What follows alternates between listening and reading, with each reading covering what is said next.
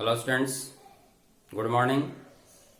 Myself Dr. T.K. Sinha with new lesson, and today I am going to start lesson 3 of class 11, that is plant kingdom.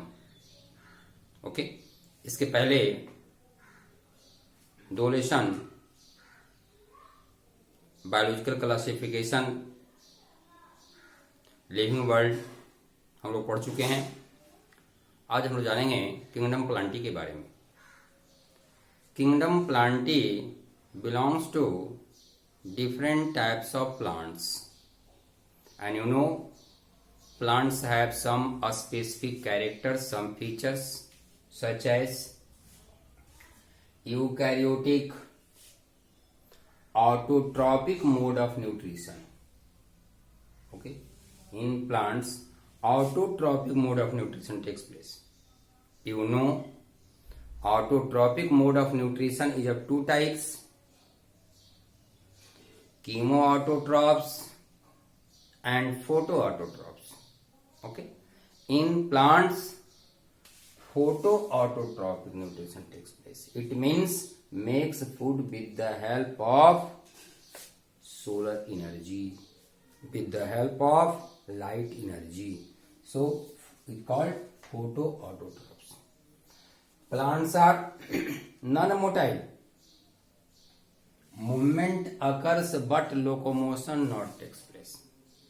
Movement means transfer of body parts from one place to another place. जैसे अगर हम यहाँ खड़े हैं, अपने हाथ को हिला दिया, ये मूवमेंट है।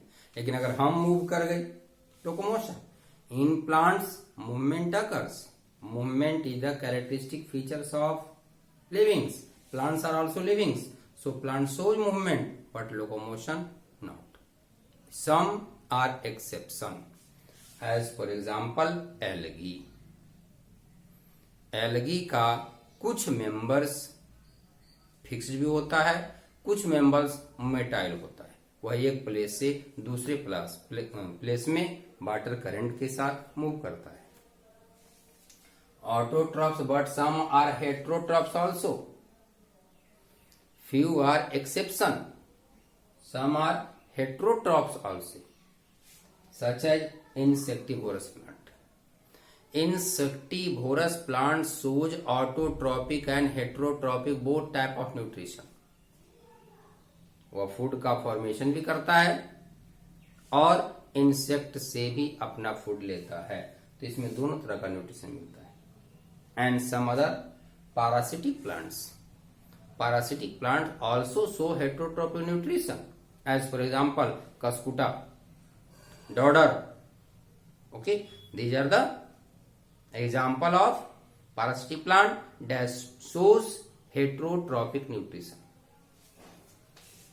Presence of cellulosic cell wall. Cell is covered by cell wall and cell wall consists of cellulose. Cell wall consists of cellulose. So presence of cellulosic cell wall is the characteristic features of kingdom plants. Next, cell, tissue, organ system level of organization. Some algae are unicellular. Some are unicellular, and in unicellular algae, cellular level of organization present. And in developed plants, organ system are also present. As for example, in developed plants, in angiospermic plants, leaf, root, stem, these are the organs. And in plants body, mainly two root systems are also present, that is called root system and shoot system. It means cell, tissue, organ system level of organization present in kingdom plantae. आगे हम लोग जाने system of classification. Thereby different system of classification was given by different scientists, different botanists in different period, in which first is artificial system of classification. artificial system of classification was given by Carolus Linnaeus. Given by Carolus Linnaeus, and it is also called first scientific classification. Artificial classification is also called first scientific classification that was given by Carolus Linnaeus, and you know Carolus Linnaeus is father of biology, father of taxonomy, father of plant taxonomy. Okay, and the classification of Carolus Linnaeus was based on habitat को लिया, color, number and shape of the leaves, and a structure of androsium also. It means the classification of Carolus Linnaeus was based on more than one characters, such as number, color, habitat. Okay, but Carolus Linnaeus जितने भी यानी Carolus Linnaeus divides the all livings into two kingdom. One is kingdom Animalia and other is kingdom Plantae. सभी को एक साथ kingdom Plantae में रख दिए, यहां तक कि बैक्टीरिया को भी लिनियस ने किंगडम प्लांटी में ही रखा था, जो कि इनके ड्रॉबैक का सबसे बड़ा कारण बना था. Okay, so next drawback, not used phylogenetic relationship. Phylogenetic relationship means evolutionary relationship. किस एंसेस्टर से किस प्लांट का ओरिजिन हुआ, इसके बारे में कैरोलस लिनियस ने कोई डिस्कस नहीं किए थे, जो कि इनके ड्रॉबैक का कारण बना. दूसरा कारण क्या था कि vegetative characters such as colour, number of leaves, shape of leaves and reproductive characters means structure of stamen, दोनों का इक्वल इंपॉर्टेंस कैरोलस लिनियस के द्वारा दिया गया था, जो कि इनके ड्रॉबैक का कारण बना. हालांकि कैरोलस लिनियस के पहले भी एक साइंटिस्ट आए थे, एरिस्टोटल. हालांकि उस क्लासिफिकेशन का कोई बेस नहीं था. Next system of classification is natural system of classification given by Bentham and Hooker. Given by Bentham and Hooker, and both were related to botanical garden. Both were related to botanical garden, and the scientists that are related to botanical garden are called curator. So Bentham and Hooker was also curator because that were related to botanical garden. इन्होंने एक book भी लिखा name Genera Plantarum, and in Genera Plantarum Bentham and Hooker describe the classification of plants. The classification of Bentham and Hooker और natural system of classification was based on the floral characters, mainly based on the floral characters. इसके अलावे जो character का use Carolus Linnaeus ने किए थे, उस character का भी इन्होंने यूज किया, लेकिन इनका मेन बेस था floral characters.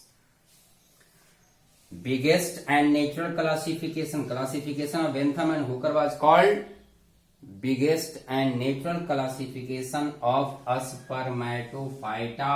Spermatophyta means plants with seed और seed bearing plants. Spermatophyta means seed bearing plants.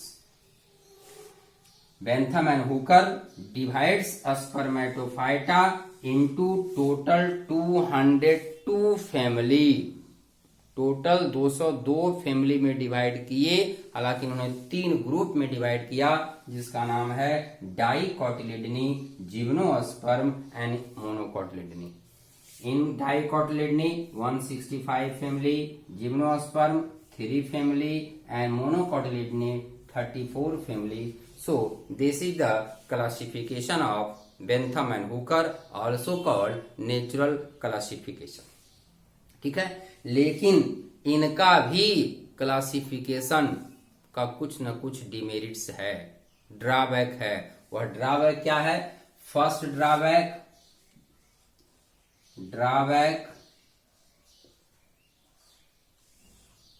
Drawback not use phylogenetic relation. इन्होंने भी फाइलोजेनेटिक रिलेशन को यूज नहीं किया.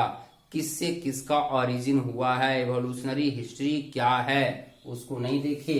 तो ये फर्स्ट ड्रॉबैक है, not use phylogenetic relationship. And second drawback is gymnosperm was kept after dicotyledonous. Was kept after dicotyledons. जबकि evolutionary history बताता है कि पहले जिम्नोस्पर्म आया था, उसके बाद उसके बाद डाइकोटिलेडनस का ओरिजिन हुआ और लास्ट में मोनोकोटिलेडनस का ओरिजिन हुआ. लेकिन बेंथम और वूकर का जो अरेंजमेंट था वह जिम्नोस्पर्म को डाइकोटिलेडनस के बाद में रखा गया था, जो कि इनके ड्रॉबैक का कारण बना. Okay, next system of classification is first phylogenetic classification. First phylogenetic classification was given by Eichler. इसके पहले जो भी बेंथम एंड हुकर आए, कैरोलस लिनियस आए, उनके क्लासिफिकेशन में phylogenetic relationship means evolutionary history का डिस्कशन नहीं था.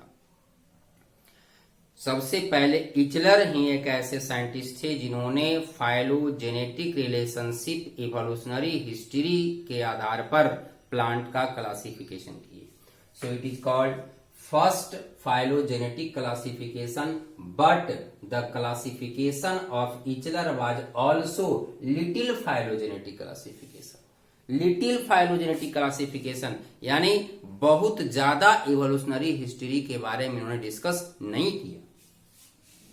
इन अब्सेंस ऑफ फॉसिल्स एविडेंस. अब है कि इवोल्यूशनरी हिस्ट्री की बात करना है. इवोल्यूशनरी हिस्ट्री किससे किस प्लांट्स का ओरिजिन हुआ, तो पहले के प्लांट्स के बारे में जानकारी लेना होगा और वह जानकारी फॉसिल से ही मिलता है.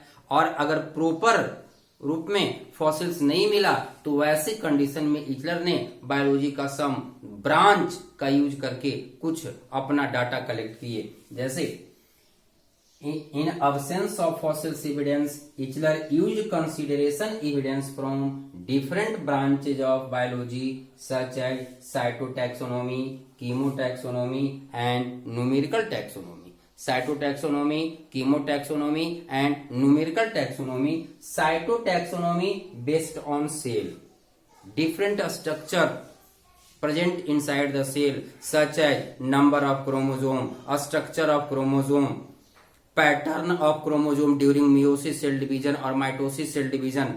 उस समय उसका क्या पैटर्न होगा, क्या स्ट्रक्चर होगा, तो सेल के अंदर का सारा स्टडी किए और उसके आधार पर उन्होंने फाइलोजेनेटिक रिलेशनशिप निकाला, इवोल्यूशनरी हिस्ट्री को निकाला और तब क्लासिफिकेशन किए.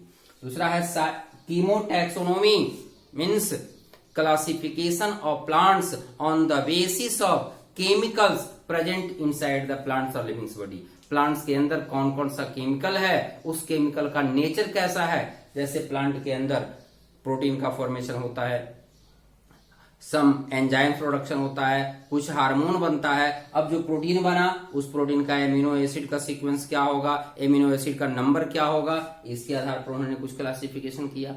And third is numerical taxonomy. Numerical taxonomy is based on number of characters, and it is also processed with the help of computer. So many number of characters are processed in computer, and after that with the help of cytotaxonomy, chemotaxonomy and numerical taxonomy, Eichler divides the plants into different groups.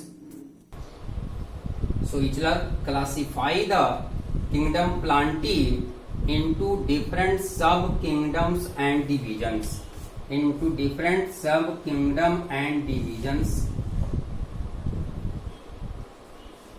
First of all, Eichler divide the plants kingdom into two sub-kingdom. One is Cryptogamia and other is Phanerogamia. One is Cryptogamia and other is Phanerogamia.